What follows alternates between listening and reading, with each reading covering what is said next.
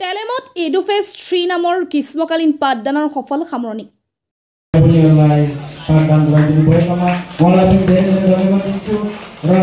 গোৰ্খা ছাত্ৰ সন্থা টেলেম আঞ্চলিক কমিটিৰ উদ্যোগত অনুষ্ঠিত হোৱা এডুফেষ্ট 3 নামৰ গ্ৰীষ্মকালীন পাঠদান কাৰ্যসূচী শনিবাৰে সামৰণি পৰে।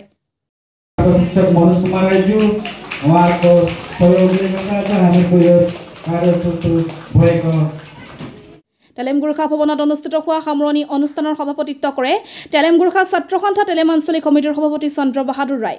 সভাৰ উদ্দেশ্য ব্যাখ্যা কৰে সম্পাদক ৰাম বাহাদুৰ বিশ্বকৰ্মাই। সামৰণি অনুষ্ঠানৰ আদৰণি ভাষণ আগবঢ়াই শিক্ষা সম্পাদক তিলক থাপাই সভাত গ্ৰীষ্মকালীন পাঠদানত শিক্ষা দান কৰা শিক্ষাগুৰুসকলক বিশেষভাৱে সম্বৰ্ধনা জনোৱা হয়। প্ৰায় 3 সপ্তাহজোৰা অনুষ্ঠিত হোৱা গ্ৰীষ্মকালীন পাঠদানত অঞ্চলটোৰ বিভিন্ন বিদ্যালয়ৰ শতাধিক ছাত্ৰ ছাত্ৰী সক্ৰিয়ভাৱে অংশগ্ৰহণ কৰে।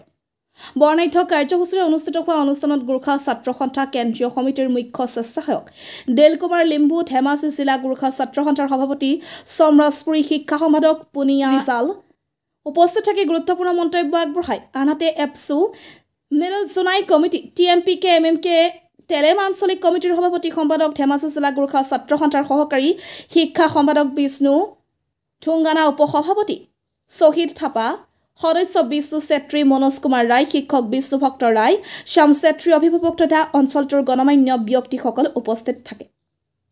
আজি সদৌখন গোৰ্খা ছাত্ৰ সন্থা টেলেম আঞ্চলিক সমিতিৰ উদ্যোগত আপোনাৰ গ্ৰীষ্মকালীন পাঠদান কাৰ্যসূচীৰ আজি সামৰণি অনুষ্ঠানত আজি আমি ইয়াত উপস্থিত হৈছোঁ আৰু ইয়াত উপস্থিত ভাল লাগিছে যে টেলেম আঞ্চলিক গোৰ্খা ছাত্ৰ সন্থাই ইয়াতে টেলেম অঞ্চলৰ বিদ্যাৰ্থীসকলক বিশেষকৈ ক্লাছ 6ৰ পৰা ক্লাছ 10 অধ্যয়নৰত বিদ্যাৰ্থীসকলক তেখেতসকলে বিভিন্ন একাডেমিক বিষয়সমূহলৈ ইয়াতে এমাহ ধৰি তেওঁলোকে পাঠদান কৰাই আছিল।